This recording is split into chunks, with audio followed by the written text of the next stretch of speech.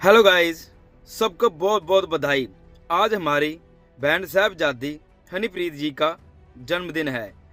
हमारी बहन की दिल की हर इच्छा पूरी हो और एफडीडी की जोड़ी हमें यूं ही हमेशा नजर आती रहे। तो आज चर्चा करेंगे कि क्यों जन्म हुआ हमारी रूह दीद का। क्या ये सब पहले से ही तय होता है? तो इसके बारे में आज चर्चा करेंगे। तो सबसे पहले मैं आपको बता दूं कि जब जब भी इस धरती पर खुद भगवान अपना अवतार लेते हैं, अपने आप को धरती पर लेकर आते हैं, तो अपने साथ एक ऐसी नारी जरूर लेकर आते हैं जो युग परिवर्तन का कारण बनती है। जैसे कि श्री राम जी जब आए तो अपने साथ माता सीता लेकर आए, तो वो युग परिवर्तन का कारण बनी। फिर उनके बाद श्री कृष्ण जी आए तो अपने साथ द्रौपदी जी को लेकर आए, तो यो भी युग परिवर्तन का कारण बनी। और अब हमारे सेंट एमएस जी इस धरती पर आए और अपने साथ हमारी रूह दी बहन हनीप्रीत इंसा जी को लेकर आए, और ये भी अब युग परिवर्तन का कारण बनेगी।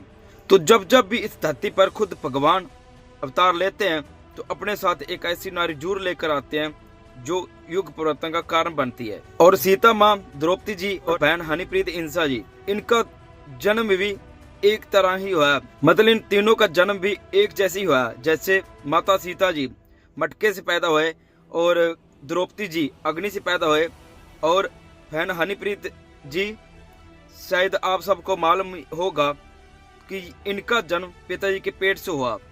तो इन तीनों का भी जन्म सेम है। और सीता माँ भी युग परिवर्तन का कारण बनी, द्रौपदी जी भी युग परिवर्तन का कारण बनी, और अब बहन हनीप्रीत इंसा जी का सभी को सामने आ रहा है, सब कुछ देख ही रहे हो। और तीनों का जीवन भी काफी दुखों तकलीफों में गुजरा और हर पल अपने भगवान का साया हर पल साथ रहा। जैसे सीता माता जी को बदनाम किया गया, सेम वैसे ही द्रौपदी जी को बहुत ज्यादा बदनाम किया गया। और अब बहन हनीप्रीत इंसा जी का सभी देख रहे हैं कि लोगों ने बहुत ज्यादा हदें पार कर दी है, लेकिन इनके साथ अपने भगवान का साया हमेशा साथ ही रहा। और इनको हर पल पल जब भी उनकी जरूरत पड़ती थी, हर वक्त उनके साथ ही खड़े होते थे। और ये एग्जाम्पल हमने पहले सुनी हुई है, और अब हम देख रहे हैं कि बहन हनीप्रीत जी को कभी भी पिता ने कोई भी किसी चीज की कमी नहीं छोड़ी, क्योंकि भगवान अपने साथ जो लेके आता है, नारी लेकर आता है, तो उनकी रक्षा भी खुद ही करते हैं। और हमने अब देखा है कि खुद उनकी रक्षा कैसे हो रही है। और इन तीनों का एक सेम ही भगवान के आगे अरदास रही थी। माता सीता जी भी युद्ध नहीं चाहते थे, और द्रौपदी जी भी श्री कृष्ण के आगे हाथ जोड़कर खड़े हो गए कि युद्ध ना हो, लेकिन श्री कृष्ण ने उनको बता दिया कि युद्ध तो होकर रहेगा। और अब सेम साहिबजादी हनीप्रीत इंसा, उन्होंने भी पिताजी के आगे चिट्ठी में अरदास की कि पिताजी, जो पिताजी के वचन है कि सोना है कह के तुर गया आवांगे यार कल नू, क़यामत दा छोर करसा फड़ के तलवार कल नू। तो ये वचन सुन के दीदी काफी डर गए थे, और पिताजी को उन्होंने लेटर में ये अरदास की कि मैं ये सुनकर और ये सोचकर कांप रही हो कि पिताजी प्लीज ऐसा कुछ मत होने देना। और सेम वही चीज आ गई, जैसे सीता माँ और द्रौपदी जी भी चाहते थे युद्ध ना हो, और अब सेम वही चीज फिर दोहराई जा रही है। क्योंकि होता तो वो है जो भगवान की नजर में सही होता है, तो भगवान जो चाहते हैं वो होकर रहता है, कि उनकी मर्जी के बिना कभी कुछ नहीं होता। तो इन तीनों का जीवन भी सेम रहा, इतना सरल नहीं था, काफी दुखों तकलीफों में गुजरा, और भगवान का साया हर पल उनके साथ रहा। और तीनों का सेम ही यही डायलॉग था, अरदास यही थी माल के आगे कि युद्ध ना हो।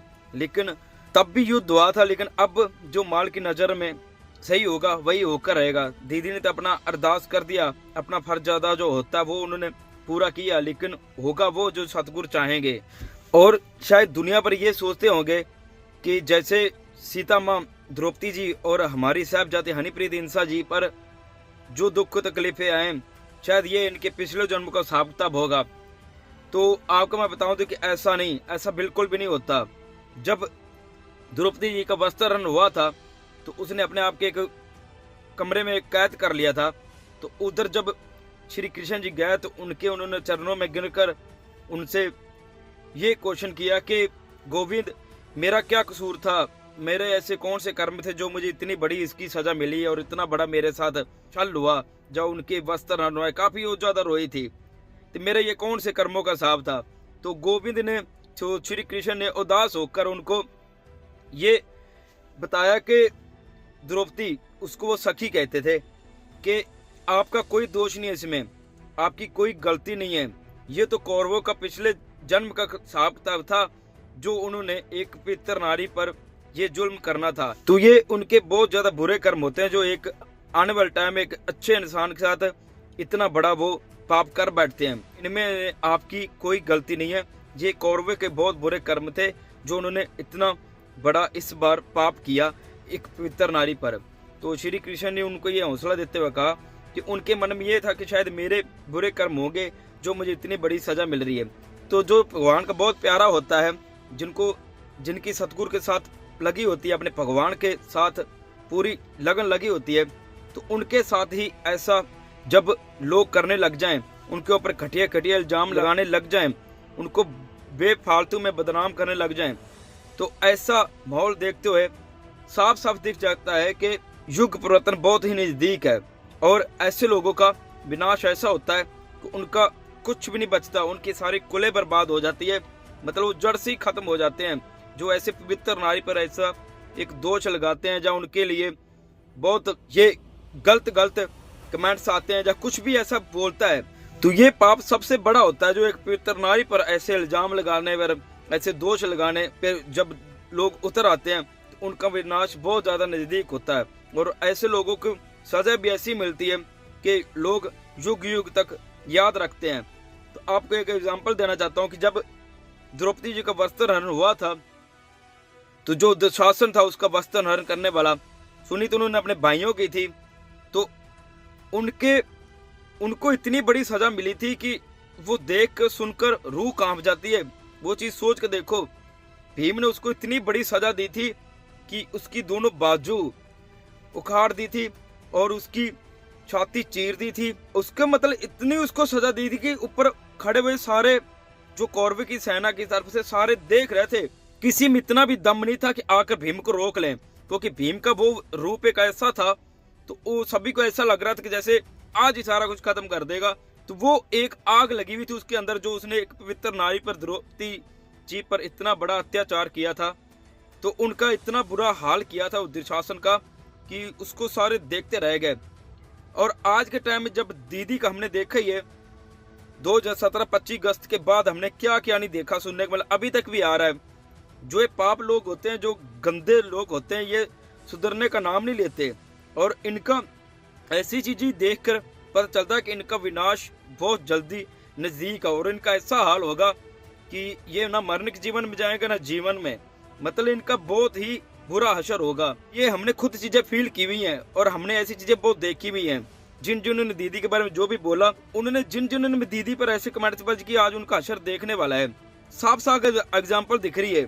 और सोच के देखो, जो मीडिया वाले थे, या जिन्होंने दीदी के बारे में गलत कमेंट्स की, जिन्होंने गलत बोला, उनका हशर क्या होगा।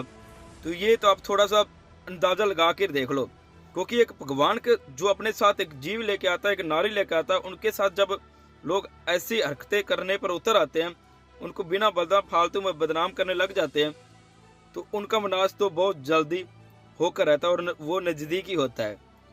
तो आज हमारी रूह दीदी का, साहिबजादे हनीप्रीत जिंसा जी का बर्थडे है, तो सभी उनके लिए अरदास करो कि मालिक उनको हमेशा ऐसी तंदुरुस्त रखे, हमेशा खुश रखे, और पिताजी का साया हमेशा उनके साथ ऐसी रहे, और आने वाले टाइम में भी हम FDD का शो देखते रहें, और हर पल दीदी को ऐसी हंसता हुआ मुस्कुराता हुआ देखते रहें। So thank you so much. और एक मुझे कमेंट्स काफ़ी ज़्यादा आ रहे हैं किसी के लिए, उस पर वीडियो लेके आओ, तो मैं जल्द ही वीडियो आज लेकर आनी थी, लेकिन आज हमारी रूह दी का बर्थडे था, तो इसलिए मैंने टॉपिक चेंज कर दिया। तो वो नेक्स्ट वीडियो मैं लेकर आ रहा हूँ, उसके ऊपर काफ़ी लंबा टॉपिक बन जाएगा वो। तो प्लीज़ इस वीडियो अच्छी लगी तो इस वीडियो को ज़्यादा से ज़्यादा शेयर जरूर करना। So thank you so much. तो मिलते हैं एक नेक्स्ट बहुत अच्छे टॉपिक के साथ। तो एक बार फिर से हमारी रूह दी बहन साहिबजादी हनीप्रीत जिंसा जी को जन्मदिन की बहुत बहुत बधाई, और पिताजी उनको हर एक खुशी दें और हमेशा ऐसे हंसते मुस्कुराते ही दिखें। So thank you so much. मिलते हैं एक नेक्स्ट बहुत अच्छे टॉपिक के साथ। Thank you.